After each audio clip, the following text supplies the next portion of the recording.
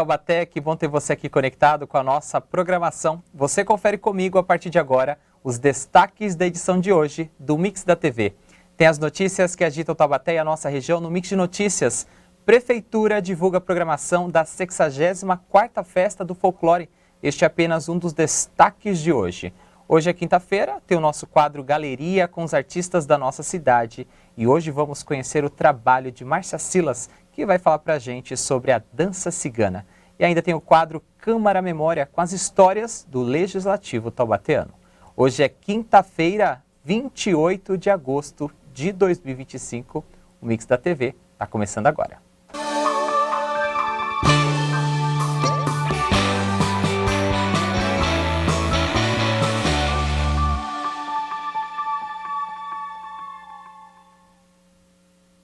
Mais uma quinta-feira, mais um Mix da TV aqui na programação da TV Câmara Taubaté. Mais uma vez, agradecendo ao carinho da sua audiência e também a sua participação. Você que acompanha a gente pelo canal aberto 4.2, canal fechado pela operadora Claro TV número 4 e também pelas redes sociais, YouTube e Facebook. Seja bem-vindo, seja bem-vinda a mais uma edição do Mix da TV aqui na programação da TV Câmara. E hoje é dia do nosso quadro Galeria, que apresenta os artistas da cidade de Taubaté. O assunto de hoje é dança cigana. Está no ar o nosso quadro Galeria.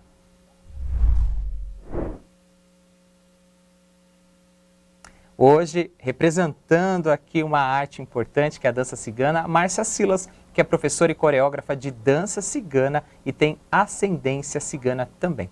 Trabalha através da dança a inclusão dos ciganos na cultura regional, desmistificando e valorizando essa etnia que foi marginalizada através dos tempos. A gente abre espaço aqui para falar de dança com a Márcia. Seja bem-vinda à TV Câmara Taubaté e obrigado por estar aqui com a gente. Eu que agradeço a oportunidade de estar aqui com vocês. Márcia, é um assunto importante, a gente vai falar de dança que envolve o corpo, o movimento, a saúde mental, mas de outro lado a gente vai juntar essa questão cultural da etnia cigana. Conta pra gente um pouco mais sobre o povo cigano.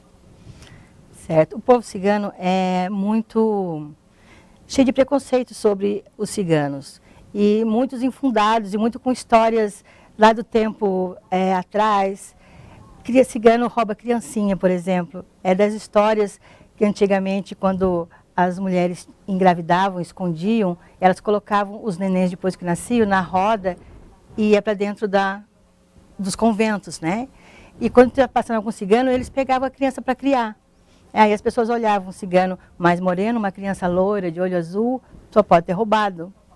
E não, e elas falavam assim, as crianças são para os ciganos o futuro, quem vai continuar a falar da cultura e a descendência, né? Então não importava para eles se não era do próprio sangue, eles iam ser criados dentro da cultura e iam ser ciganos. Só que para as pessoas virou como se tivessem roubado as crianças. Então, cigano rouba criancinha, cigano segura, eu passo, às vezes, falo, segura a carteira. Cuidado com o cigano. E hoje em dia ainda existe esse preconceito, ou esses conceitos que não são tão alinhados ao que verdadeiramente representa a etnia? Muito, muito, muito, muito. Tem muito preconceito girando em torno dos ciganos. Preconceito quanto à religião, né? É uma etnia, é um povo. Como todo povo, ele pode ser ter qualquer religião, pode ser qualquer coisa. Tem advogado, tem juiz, né? Juscelino Kubitschek era cigano, então, era de família cigana. Então, assim, tem ciganos em todos os lugares, mas para a gente ter um espaço, a gente tem que esconder a origem. Como foi feito com a minha família, esconder a origem para poder ter uma vida mais adequada, mais igual aos outros. Porque senão a gente acaba ficando à margem da sociedade. Em que momento na sua trajetória, Márcia, você se viu como pertencente ao povo cigano? E isso foi desde criança ou teve algum momento na sua vida que foi uma chave, uma virada de chave? Não, foi uma virada de chave. Eu comecei a fazer dança do ventre e numa festa eu encontrei uma amiga de dança e ela estava dançando dança cigana. Ela rodava e eu fiquei paralisada olhando aquilo e eu falei para as meninas, eu quero fazer isso.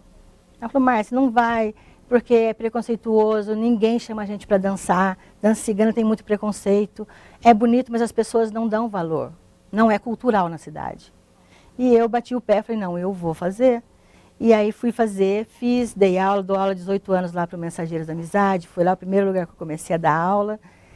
E um dia minha tia, vindo em casa, vendo meu álbum de fotos, e ela me contou que a minha bisavó ia ficar muito feliz de me ver dançando porque ela era cigana.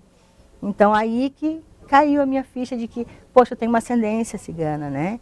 E aí eu fui estudar mais, eu já tinha estudado muito sobre a cultura. Aí eu fui estudar mais sobre a minha ascendência, sobre como aconteceu a chegada deles até aqui. Márcia, você pode falar para a gente quais são as características do povo cigano, sejam elas culturais, até mesmo biológicas, caso tenham, mais peculiares que a gente consegue identificar e se hoje em dia isso está muito homogêneo ou já está bem mais diversificado? Está bem diversificado, porque os ciganos eles se misturaram em todos os lugares, então os traços físicos já não são mais iguais, né? Do Rio Grande do Sul é de um jeito, aqui é outro, tem bastante lá em Sergipe, é outro tipo que eles estão lá. Então, essa parte ficou diversificada, mas a hora que você vê um cigano, você identifica vestimenta, dente de ouro, né? Então, você olha e fala, é cigano. Já tem as características do povo, de andar colorido, de ter o dente de ouro, de andar com muitos enfeites, flor no cabelo, saia comprida. Então, é fácil identificar o povo desse jeito. E a questão de classificá-los como um povo nômade, né? Ou seja, que não fica fixo num único lugar, está sempre em mudança. Isso ainda prevalece, de certa forma, em algumas vertentes dentro dessas etnias, ou já mudou também esse comportamento? Hoje são bem menos do que antigamente. Hoje ainda tem bastante nômades, mas a sua grande maioria hoje são seminômades. Eles ficam um período do ano nas suas casas, trabalham, estudam, os filhos estudam, e uma parte do ano eles viajam. Qual que é o objetivo dessas migrações aí? Manter a cultura, a raiz mesmo, né? Levar as crianças para continuar fazendo aquilo que os nossos antepassados faziam. Então, eles viajam, param nos lugares, mostram os lugares, dançam em praça, mesmo tendo seu emprego, tudo, as férias eles saem para fazer a parte cultural, para manter a tradição viva. Muito importante, né? A gente está conversando com a Márcia Silas, que é professora e coreógrafa de dança cigana, está explicando um pouco mais para a gente sobre a trajetória do povo cigano, falando especificamente, né, sobre essa etnia que muitas vezes a gente não reconhece dessa forma, então aqui está desmistificando. Agradeço já de antemão, Márcia, por você estar esclarecendo isso para a gente. Tão rico, né, a história e a cultura do povo cigano. A gente poderia ficar aqui dias e dias conversando de muito assunto. Agora eu quero trazer para o lado da dança, né? A dança, independentemente do estilo, quais são os benefícios que ela traz para o nosso corpo e também para a nossa mente? A dança, quanto físico, ela trabalha todas as partes do corpo, porque a gente movimenta pernas, braços, quadril, né? Cabeça, tudo. Então, é bem completo o exercício e pode ser feito por todas as idades, né? Eu tenho alunas novinhas e tenho alunos de quase 90 anos dançando. Então, é só adequar cada um no seu ritmo e todo mundo consegue fazer. Quanto ao benefício emocional, é assim, muito grande. Eu vejo a transformação delas e para mim é muito importante isso. Trabalha a sororidade, as mulheres estão juntas, uma ajuda a outra, elas se empoderam. Mulheres falam, eu não sou muito para dança. Chega lá toda timidazinha, umas 2 semanas está com flor no cabelo, está toda cheia de bijuteria, sabe? Elas florescem. Despertam um interesse maior, né? Despertam a mulher mesmo, né? E eu falo para elas que a dança cigana é a mulher madura, é a mulher com o pé no chão. E a gente sempre fala, eu quero, eu posso, eu consigo. Falei, essa é o nosso dizer. A gente anda, eu falo, meninas, elas, eu quero, eu posso, eu consigo. E elas vivem o dia a dia delas e eu coloco sempre na dança coisas que acontecem no dia a dia.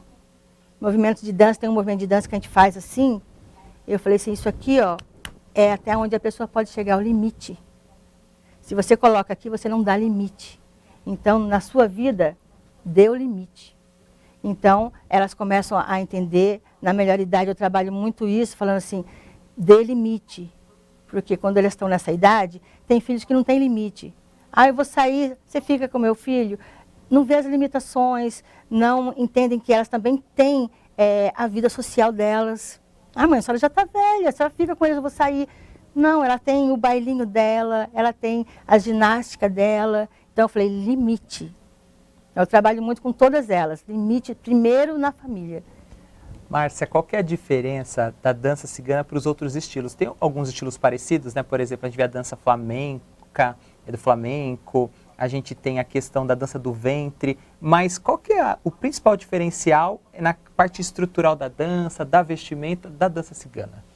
Então, a dança cigana, ela acaba entrando em todas essas danças. Por o cigano ter espalhado pelo mundo inteiro, então, os ciganos que foram para a Espanha são ciganos flamencos, que dançam a dança flamenca, que é uma dança mais séria, mais fechada, porque foi numa época de revolução, e cada movimento de dança era um sinal para que eles soubessem que a polícia estava chegando, que tinha espião no meio. Então, cada movimento que eles faziam ali era um sinal. Então, é uma dança mais fechada. Eu falo que é uma dança mais visceral, né? Mas também é cigana. E a dança do ventre tem os ciganos árabes. Então, a gente dança a dança cigana com mexida de quadril e batidinha de ombro, traz a dança do ventre ali. E todas as outras danças, turca, árabe, todas têm um pouquinho de dança cigana, porque eles se espalharam, se embrenharam em tudo ali, foram misturando. Ou seja, chegou no Brasil também essa mistura, essa referência? Chegou. Aqui no Brasil, no sul, se você vê a dança do sul, que são as prendas, né, com as saias, e elas vão e os homens cortejam, e bate muito o pé, bate-se muita palma, também tem referência cigana. Nos estudos que eu fiz também, a catira tem algumas coisas de dança cigana, que é a batida de pé e a batida de mão. No Pará, também tem o carimbó, que tem a mistura de cigano, índio e negro. Então, a gente foi espalhando. E aqui no Vale, eles usam muito a dança sertaneja. Eles gostam muito de sertanejo.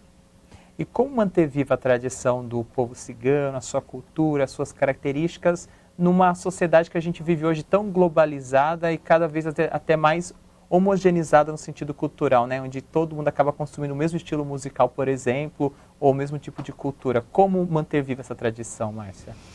Olha, é difícil pegar uma música romani, que é a língua cigana, e introduzir no meio das pessoas.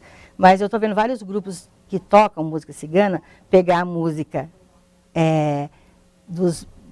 de fora e colocar dentro do romani, certo? Eles cantam aquelas músicas em romani, com ritmo, tem música da Shakira, as pessoas aceitam mais, Sidney Magal todo mundo ama e conhece. Então, eu coloco nas minhas danças músicas que as pessoas conhecem, para que eu possa chamar a atenção delas para aquilo. Porque se eu colocar só romani, as pessoas não identificam. Então, eu estou tendo que pegar a cultura cigana e colocar ela dentro de outras vertentes para a gente poder chegar num lugar e as pessoas verem. Porque se eu ficar fechada, porque o grupo cigano ele é fechado. Como eu não cresci dentro da cultura, eu sou mais aberta, porque eu não estou dentro da cultura. Sim. Mas são grupos bem fechados.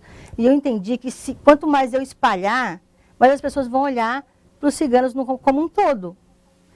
Né? Quando eu subo num palco, ninguém me chama de ladra, porque eles veem ali a dança, veem ali a cultura. E eu consigo desmistificar um pouco toda essa situação. Como é que está essa questão hoje no Vale do Paraíba, aqui em Taubaté? A gente sabe que tem sempre as apresentações em eventos específicos, né? Às vezes o povo cigano é convidado para as apresentações. Além dessa parte cultural e entretenimento, quais são os outros pontos que vocês acabam participando aqui na região? E como é que está esse reconhecimento a nível regional? Então, aqui no Vale tem várias festas ciganas, de famílias ciganas e de pessoas que têm simpatia por essa vertente. E aí, festas ciganas, de família cigana, a gente fala que a gente vai numa festa cigana. E essas festas que fazem por aqui são temáticas ciganas, porque senão tem toda uma coisa para se seguir, né? Uma denominação correta, né? O que pode e o que não pode fazer.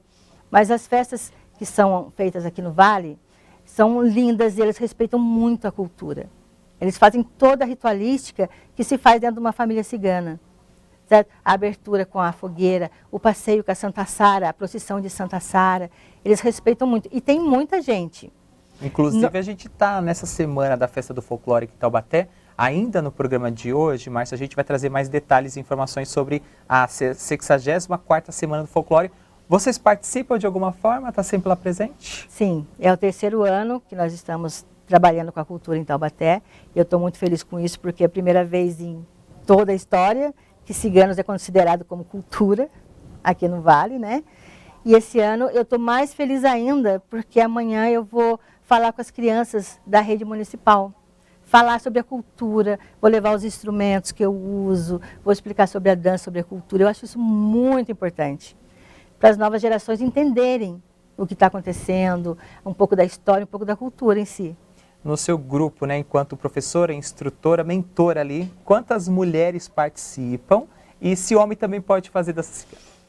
Nossa, olha, no Mensageiro eu devo ter umas 13, 14 alunas, mais 10 lá do grupo. Eu dou aula na Ambac, em Pinda, que é um lugar que as pessoas vão lá dar aula para as pessoas que estão precisando. Quem quiser pode ir lá fazer aula, é muito bom, eu gosto muito lá. Está em torno de 20 e poucas alunas, é pouquinho para falar, mas assim, para mim já é muito, porque antigamente se procurava muito dança do ventre, balé clássico, né?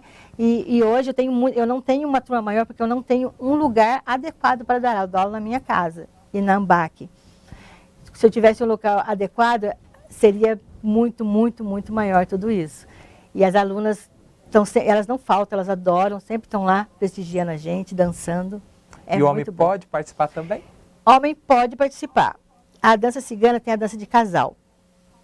E o homem corteja enquanto ela dança. Mas nós não temos muitos adeptos para fazer isso, não. Eu tenho um casal de amigos, que é a Cris e o Ricardo. Ele trabalha no fórum até, e ele dança cigano. Então, quando eu vou apresentar em algum lugar, eu convido eles para eles mostrarem a dança de casal, para as pessoas poderem ver. Márcia, o papo tá ótimo, mas aqui o objetivo do Galeria é mostrar na prática a arte do nosso artista convidado. Então, vou fazer o convite para depois do intervalo a gente curtir uma apresentação. A gente pode chamar de dança cigana, tá certo o termo? Sim. Então, a gente vai conferir uma apresentação de dança cigana com a Márcia depois do intervalo. Tá bom, Márcia? Tá ok. A gente continua o nosso papo daqui a pouco com a apresentação da Márcia Silas, que é professora e coreógrafa de dança cigana. Então, fique conectado aqui com a nossa programação. O Mix vai fazer uma rápida pausa. Na sequência, tem a apresentação de dança cigana. Não sai daí.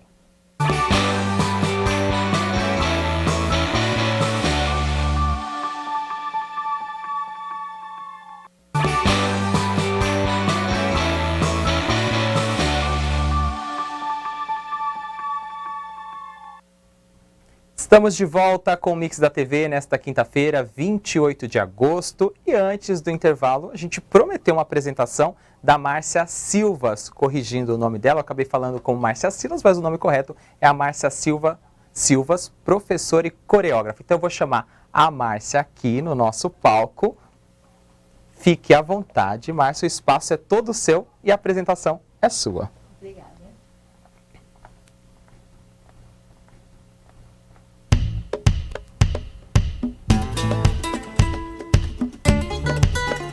Compadre!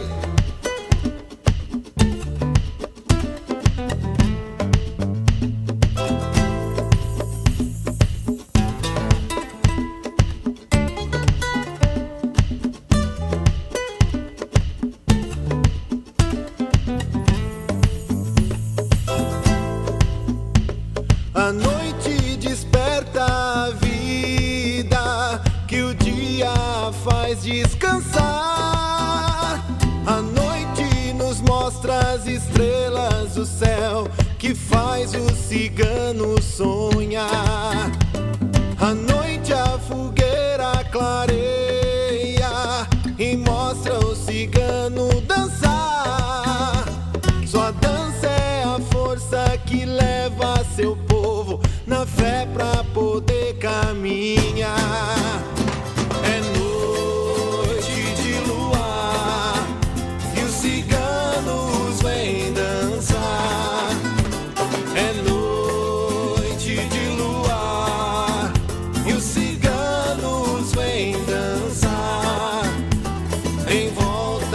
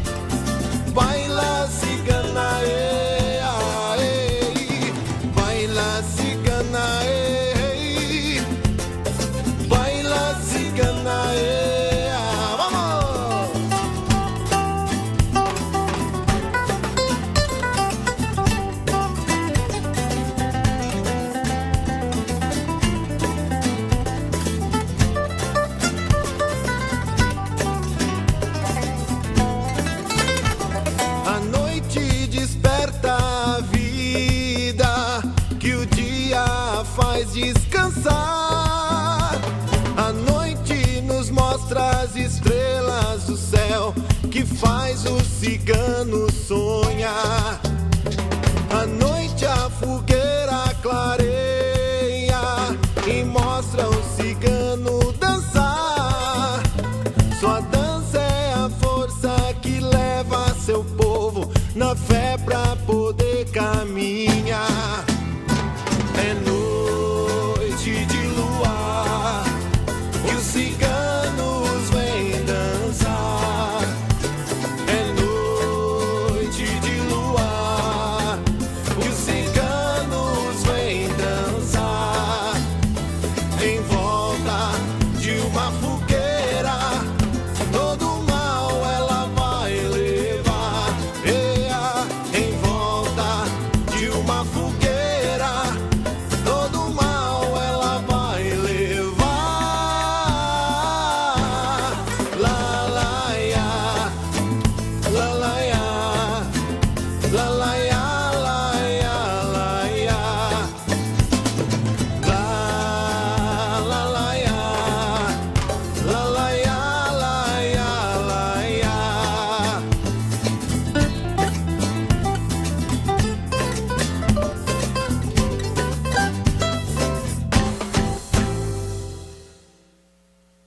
Curtimos a apresentação aqui da professora coreógrafa. Uma salva de palmas, pessoal que está aqui no estúdio. São poucos, mas sinta-se aplaudido por todos nós, Obrigada. Márcia. Muito obrigado aqui. Como é que foi para você fazer essa apresentação? Eu sei que está cansada e haja fôlego, né, depois dessa apresentação, mas como que é estar nesse espaço e fazer essa representação aqui?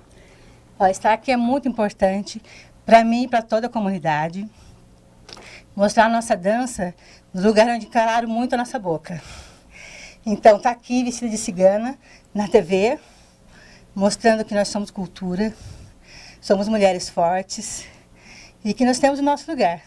Temos direito a ter o nosso lugar, no meio da cultura e no meio do povo também. A gente agradece mais uma vez aqui a participação da Márcia. Vou deixar ela retomar aqui o fôlego, agradecendo mais uma vez, Márcia, a sua participação. As diretrizes da TV Câmara Taubaté, a gente sempre traz a pluralidade, a cultura regional, valorizando todos os setores, a diversidade. É isso que importa pra gente. Muito obrigado pela sua participação. Pessoal que gostou, para suas alunas também que quiserem acompanhar, qual que é a sua rede social? No Instagram é @Cia Rosas de Fogo e @Márcia Silvas. Pode acompanhar a gente lá para saber os lugares que a gente vai dançar, as apresentações e acompanhar um pouco do nosso trabalho. Mais uma vez, muito obrigado pela sua disponibilidade, viu? Parabéns pelo seu trabalho e até uma próxima oportunidade. Aproveita para conhecer um pouquinho mais da dança cigana na Festa do Folclore, agora a 64ª edição, que começa amanhã, 29 de agosto, aqui na cidade de Taubaté. A gente vai para um rápido intervalo no Mix, mas na sequência tem notícias e informações. A Prefeitura de Campos do Jordão pretende cobrar uma taxa ambiental para a entrada de veículos na cidade. Os detalhes eu te conto a seguir. Não sai daí que o Mix da TV volta já já.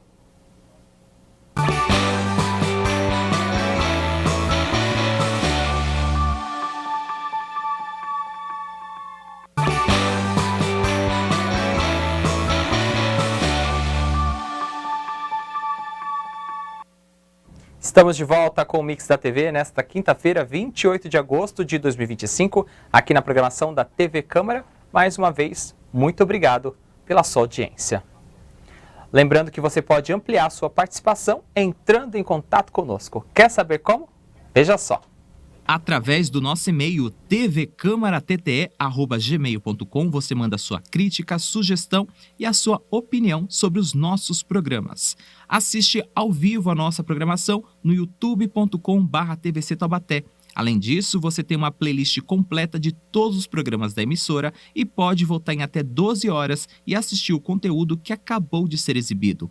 Também acompanha ao vivo a nossa programação no facebook.com/tvc Taubaté.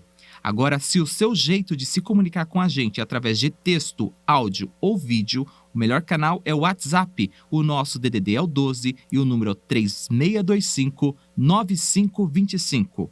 E a Câmara de Taubaté também está presente em outras redes sociais e você pode fazer o seu contato no @Câmara Taubaté. Você se conecta com a gente no Instagram, no TikTok e também no X, o antigo Twitter. Agora, se você quiser receber as notícias atualizadas em tempo real de tudo que acontece no Legislativo taubateano, pode fazer a sua inscrição no nosso canal do WhatsApp. Para isso, basta acessar bit.ly/CMT no Zap. Portanto, você acompanhou todos os principais canais para você participar aqui da nossa programação. E agora chegou a hora de você ficar muito bem informado com tudo que acontece em Taubaté e na nossa região. Está no ar o nosso primeiro giro do Mix de Notícias. Tem notícia da nossa região que impacta diretamente também o cidadão taubateano. A Prefeitura de Campos do Jordão pretende cobrar taxa ambiental para a entrada de veículos na cidade. Um projeto de lei complementar que deve colocar a cobrança em prática foi enviado pela Prefeitura à Câmara dos Vereadores e já recebeu aprovação em primeira votação na segunda-feira passada, dia 25. O projeto ainda precisa de uma segunda votação, que deve acontecer na próxima segunda-feira, dia 1º de setembro, e também da sanção do prefeito Caedo Republicanos, que é autor da proposta. A lei prevê a cobrança da taxa de preservação ambiental na cidade, que existe desde 2019, mas nunca entrou em prática. Agora a Prefeitura pretende efetivar mudanças na proposta e colocá-la em vigor. A taxa de preservação ambiental, melhor dizendo, será cobrada em razão da entrada ou permanência de veículos em Campos do Jordão. O valor será lançado uma vez por dia, independentemente do tempo de permanência na cidade. Não será permitida a cobrança proporcional por hora ou fração de tempo. O sistema de monitoramento, controle e fiscalização da taxa ambiental pode ser realizado pela própria Prefeitura ou até mesmo por meio de uma concessão. Segundo o prefeito de Campos do Jordão, a taxa é necessária para arcar com a demanda ambiental que é gerada por conta do grande movimento de turistas. O projeto de lei prevê ainda a isenção dessa taxa para algumas situações: ambulâncias, veículos para o transporte de pessoas com deficiência, veículos dos moradores de Campos do Jordão, Santo Antônio do Pinhal e também de São Bento do Sapucaí, entre outras. Mais detalhes você pode conferir na íntegra no portal G1 Vale do Paraíba. E agora tem um destaque local relacionado à nossa cultura. A Prefeitura de Taubaté divulgou a programação da 64ª Festa do Folclore. O evento, que une gerações, acontece a partir de amanhã, dia 29, e segue até o domingo, dia 31 de agosto, em frente à Casa do Figureiro, que fica na Rua dos Girassóis.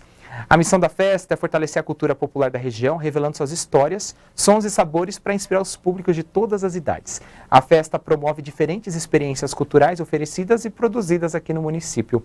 A programação contará com cortejo, apresentações musicais de dança, intervenções artísticas e recreações. Além disso, os alunos e professores da Rede Municipal de Ensino participam ativamente das atividades também e com apresentações. A praça gastronômica oferecerá aromas e sabores locais, enquanto representantes da economia criativa apresentarão artesanato e produtos que refletem a identidade aqui de Taubaté e também da nossa região.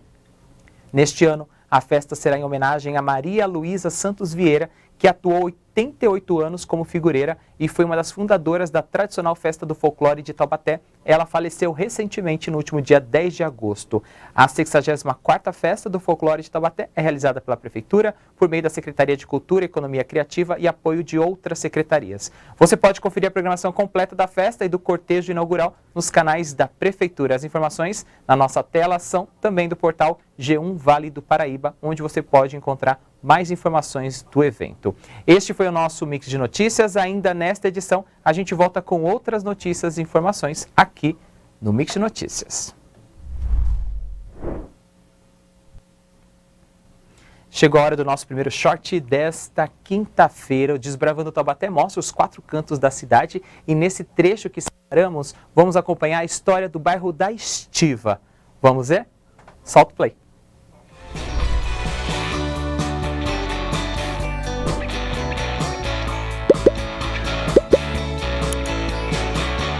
E a gente continua aqui na Estiva, conhecendo as histórias e curiosidades desse bairro tão peculiar. E agora a gente vai falar de um ponto icônico aqui no bairro, que é o jornal Gazeta da Estiva. Quem recebe a gente aqui na sua residência é o José Valmir Marques, o atual diretor aqui do jornal Gazeta da Estiva. Valmir, muito obrigado por receber a nossa equipe aqui nesse espaço e poder compartilhar a sua história de vida e também de dedicação à comunicação. Obrigado. Eu que agradeço a presença aqui, né? É bom falar ainda, deixar registrado isso, das coisas que acontecem no bairro e que aconteceram. serviço altamente relevante de utilidade pública e estou aqui à disposição, no que for possível, para algum esclarecimento a toda a nossa comunidade. A gente vive numa era da tecnologia em que tudo está praticamente nas redes sociais, mas o jornal se mantém há tantas décadas, né? Essa história começa, na verdade, com o seu pai, é isso? Isso, meu pai, Otávio Marques, trabalhou muitos anos na Fita e Juta e depois na Companhia Taubaté Industrial, a CTI. Junto a isso, né, em 1959, ele sempre gostou de jornal, sempre gostou de escrever, ele era autodidata. Foi fazer Madureza, que é o equivalente ao 2º grau agora, em 1962, a dificuldade que era na época, e ele gostava de escrever. Daí ele, em 22 de março de 1959, ele criou o jornal Gazeta da Estiva. Desde pequeno, então, você acompanha a trajetória do seu pai nessa área da comunicação, na imprensa escrita. Isso, de certa forma, te motivou a continuar o trabalho dele ao longo dessas décadas? Sim, não tem a dúvida, né?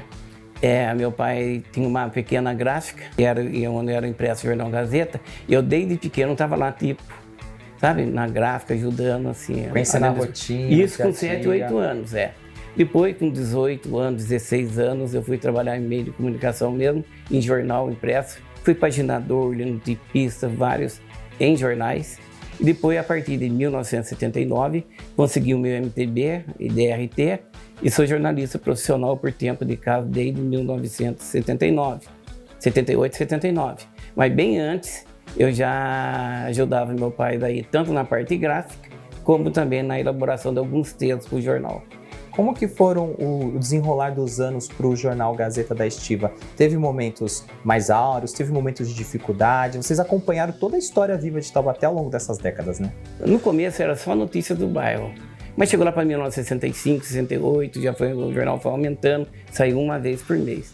Daí não tinha gráfica para acompanhar, tem que ser uma mais moderna. Só tinha em São José dos Campos, na gráfica São Dimas, que é da Diocese de São José dos Padres. E ele tem que dar essa dificuldade. Além de editar o jornal, ele tem que levar todos os releases, na época as matérias, tudo pronto, para ser feito lá. Daí avisava ele quando o jornal estava pronto e despachava via o Pássaro Marrom. Era dificuldade. Uma logística muito dificultosa, nossa, né? Depois, graças a Deus, ao longo dos anos, conseguimos montar uma pequena gráfica, que é na rua Vitor Ribeiro Mazei 66, onde ficou a redação, isso por mais de 38 anos, ficou lá a redação e a gráfica. Daí melhorou, né? O jornal, né, que tem essa história intrínseca, na verdade, com o próprio bairro da Estiva, Valmir, quais são os fatos mais marcantes ao longo dessas décadas, ou quais momentos são cruciais para o desenvolvimento do bairro? Você que nasceu aqui no bairro e acompanhou esse desenvolvimento. Sempre acompanhando vários, né? A implantação da paróquia Nossa Senhora Mãe da Igreja, em 1908, teve uma edição especial. O povo aqui é fervoroso, tem vários segmentos religiosos, mas o catolicismo aqui impera aqui no bairro. E houve uma festa no bairro com a criação da primeira paróquia. E naquela época, em 1968, foi confeccionado 8 mil exemplares de jornal e esgotou rapidamente. Hoje, tem pessoas que guardam aquela edição até hoje. Marcante, né? Muito marcante. Outros fatos que ocorreram, que meu pai fazia, era a corrida ciclística, a prova pedestre Circuito do Bairro da Estiva, que foi uma das mais famosas no interior. Hoje tem a General Salgado, naquela época era a prova da Estiva, cobertura da Escola de Samba Bueno da Estiva, do União Operária, né? A cantata que se tinha aqui no Coreto, na Praça Vila Rica, na Estiva, uma cantata de Natal, festividade final do ano, eram eventos que eram promovidos pelo jornal e que ficou no seio, digamos assim, do bairro, que todo mundo participava e era espetacular. Isso são tudo fatos relevantes. Valmir, desde 1959, o jornal em plena atividade, você continuou o legado do seu pai. Como é que você espera continuar daqui para frente? Você tem outras pessoas que serão seus descendentes, outros auxiliares que vão continuar esse processo? O que você almeja para os próximos anos para o jornal Gazeta da Estiva?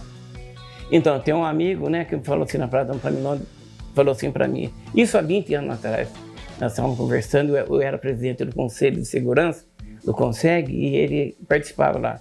E ele tem um jornal, tá? Deve ser feliz a seu pai que tem você para continuar. Daí eu falei, pô, que legal. Infelizmente, ele faleceu, o jornal dele não continuou. Agora, Eu tenho uma filha de 10 anos e espero que ela dê continuidade ao meu trabalho, iniciado pelo meu pai. E com certeza que ela é esperta, vou falar para ela, continue na sua profissão, né? Continue fazendo suas coisas. Vão aí, se ela quiser também fazer um jornalismo, né? Um jornalismo que ela faça e dê continuidade da maneira dela, mas que não deixe acabar, né? Bom, se eu pudesse fazer hoje um editorial especial, uma mensagem para os moradores da Estiva, para esse povo que contribuiu com a história do jornal, assim como o jornal contribuiu para o desenvolvimento aqui do bairro, o que você deixaria de mensagem hoje? Estiva é Estiva, né? Nossa, quando eu falo bem claro, o jornal é da Estiva, mas na Vila São Geraldo, eu vejo nas publicações, todos os locais de Taubaté, o pessoal sempre está acessando nossos jornais. E eu publico de todo mundo. Hoje o noticiário é local, regional e nacional, através de parceria que nós temos. Mas para o povo da Estiva, eu dei a segunda mensagem. Aqui é uma mini cidade, tudo que você possa imaginar, um complexo esportivo de SESI espetacular. União Operária, fundado em 1º de maio de 1933, nunca deixou de disputar o campeonato amador. A Escola de Boêmios da Estiva também, desde sua fundação, meu pai também chegou a ser diretor lá, eles sempre se movem em prol do bairro, da população no modo geral. É também uma das escolas que nunca deixou de desfilar. Isso é um ponto importante. É a mensagem que eu deixo, que essa união, essa integração, esse amor que todos demonstram pelo bairro, seja contínuo e que vá por muitos anos ainda. Valmir, muito obrigado por receber a nossa equipe aqui na sua casa, parabenizá-lo pelo seu trabalho, por manter essa história da comunicação, esse veículo tão importante para o bairro e para a região, desejar sucesso no seu trabalho e até uma próxima oportunidade. Eu que agradeço a todos que estão nos acompanhando, a toda a equipe da TV Câmara, pelo excelente trabalho realizado em prol não só do nosso bairro, né, mas a história viva de Taubaté. Parabenizo a todos e estamos juntos.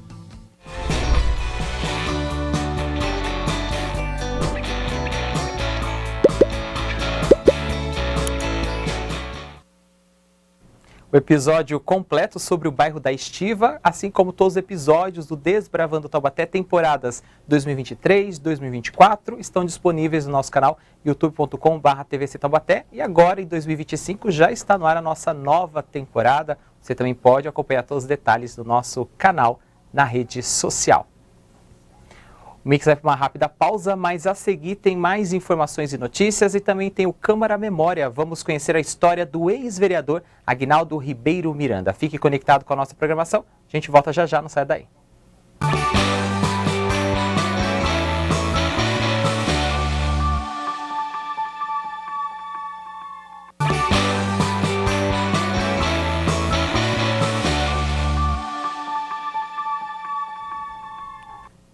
De volta com o quarto e último bloco do Mix da TV, nesta quinta-feira, 28 de agosto, aqui na programação da TV Câmara. Mais uma vez, agradecendo o carinho da sua audiência e também a sua participação.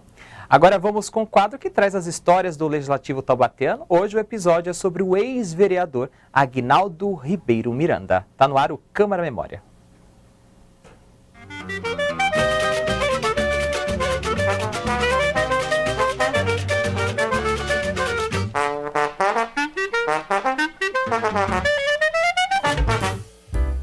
Aguinaldo Ribeiro Miranda exerceu o cargo de vereador como suplente durante a primeira legislatura.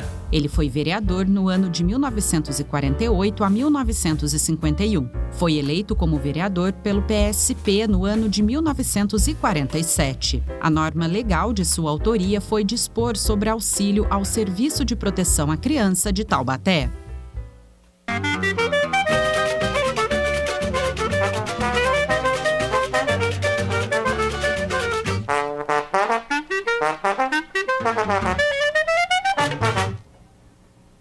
Os episódios do Câmara Memória são apresentados diariamente aqui na programação da TV Câmara Taubaté.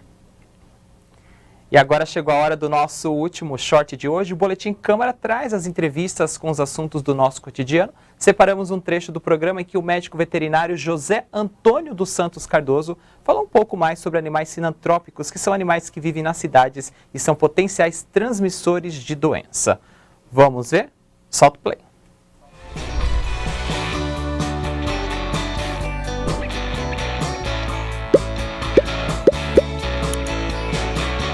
Normalmente a gente associa o Aedes aegypti à dengue, mas é um mosquito que pode transmitir também outras doenças que também tem relatos aqui na nossa região. Sim, a zika, a chikungunya, né, que são arboviroses também,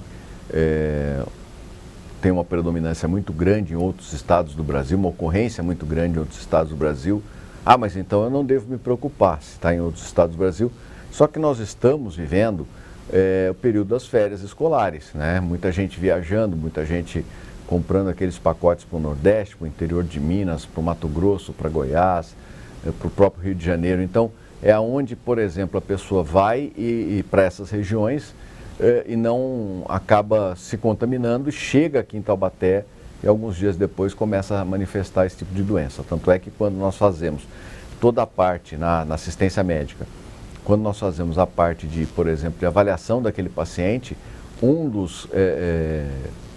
uma das informações que é extremamente importante é período de viagem. Você esteve viajando, você esteve aonde? Você teve contato nesses locais com pessoas doentes, você teve contato nesses locais sabe da ocorrência nesses locais de algum tipo de doença. Isso é extremamente importante você ter essa informação para passar para o médico, para o profissional de saúde que está te atendendo. O ano passado também, doutor, a gente ouviu falar muito da febre ouro-push, né? Dessa forma. É também uma preocupação aqui para a nossa região? A gente também tem que ficar alerta sobre ela ou ela é diferente porque ela está em outras regiões do nosso país? Então, nós vivemos hoje, mundialmente, vamos dizer assim, uma situação... Globalizado. Hoje você pega um avião aqui, daqui a 2 dias você está na Austrália, daqui mais outros 2, 3 dias você está na China. Mas eu passei, eventualmente só desci e fiquei ali aguardando uma conexão de 7, 8 horas.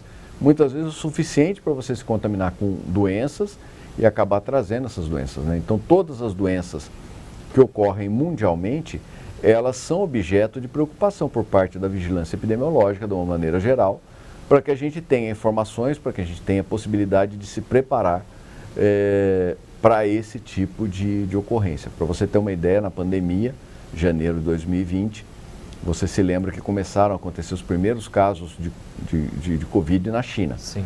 E nós já em janeiro daquele ano, nós tínhamos uma série de reuniões discutindo com médicos, com profissionais de saúde por parte que atuam na vigilância epidemiológica sobre a possibilidade de chegada, quer dizer, a iminência que acabou se confirmando da chegada desse vírus no Brasil. Foi chegar, quer dizer, nós estávamos trabalhando nisso em janeiro, ele foi chegar efetivamente em março, né, que foi decretada a situação de pandemia. Sim. Então, o nosso trabalho é justamente esse, é fazer toda essa, além da parte de prevenção, fazer o combate e fazer o estudo do que vem por aí. O ano passado tivemos uma explosão de casos de dengue aqui em Taubaté. Foi um subtipo da dengue? Foi um tipo de vírus específico? Conseguiram identificar qual foi essa mutação ou modificação? Nós tivemos, a dengue tem 4 sorotipos, 1, 2, 3 e 4. Né? Não significa, é importante a gente dizer, que não significa que o 4 é mais perigoso que o 2, que é mais perigoso que o 1, que é mais leve que o 3. Todos eles apresentam riscos para a população. O que acontece, por exemplo, nas epidemias que nós tivemos nos anos de 13, 14, 15, nós tivemos uma predominância em Taubaté do sorotipo 1. O que acontece? Você vai tendo aqueles casos, você vai tendo a população sendo exposta àquele tipo de vírus e vai se criando uma imunidade. Né? Então você fica, cada vez que você tem dengue, você fica imune àquele sorotipo que você teve. Só que quando você tem, por exemplo, sorotipos diferentes, você tem uma tendência de não ter, né, você não vai ter a imunidade específica, mas o seu organismo vai tentar responder de alguma forma, causando todas aquelas exacerbações de processos inflamatórios, de dengue grave, com derrame de cavidade, com uma série de coisas assim. Então você não fica imune, em compensação você acaba tendo sintomas mais fortes, porque o seu organismo tenta combater aquilo de alguma maneira. Então, você, por exemplo, quando você tem casos predominantes de dengue tipo 1, como nós tivemos, se tiver mais dengue 1, vão ser poucos casos, eventualmente, sem gravidade. Quando entram sorotipos diferentes, como é um risco que nós estamos correndo agora com o sorotipo 3, a tendência é de vários casos, como foi o que aconteceu ano passado, e casos graves, com muitos óbitos, né? Então há uma possibilidade maior de você ter esse tipo de problema. E quais são os bairros de Taubaté que mais preocupam o CAS? Olha, nós não gostamos de frisar muito, o bairro A é bom, o bairro B está sob risco. Normalmente os bairros, por exemplo, a parte baixa da cidade, embora que eles tiveram um índice de Bertol muito bom em outubro, são bairros que sempre preocupam, porque você tem uma densidade demográfica, né, uma quantidade de população muito grande, a facilidade de disseminação é grande. Os cuidados que nós estamos desenvolvendo, eles são para todas as regiões da cidade, eles são para todos os bairros da cidade, são merecedores da nossa atenção. Agora, com a saída da análise de densidade larvária, nós vamos, obviamente, ver quais são os bairros que estão mais infestados, mais propícios, e vamos atuar muito naqueles bairros, inclusive em parceria com outras secretarias, obras, serviços públicos e coisas, para que a gente tenha aí um impacto grande na população de mosquito fazendo essa redução, né? Mas no momento eu não gosto, nunca gostei de dizer que um bairro A é mais crítico que o bairro B, porque às vezes as coisas se invertem, né? Você fala, olha, o bairro A está com muito, então o cara que está lá no bairro B, ele fala, não, aqui não tem problema, eu vou relaxar. O momento não é de relaxar, o momento é de atenção contínua e permanente.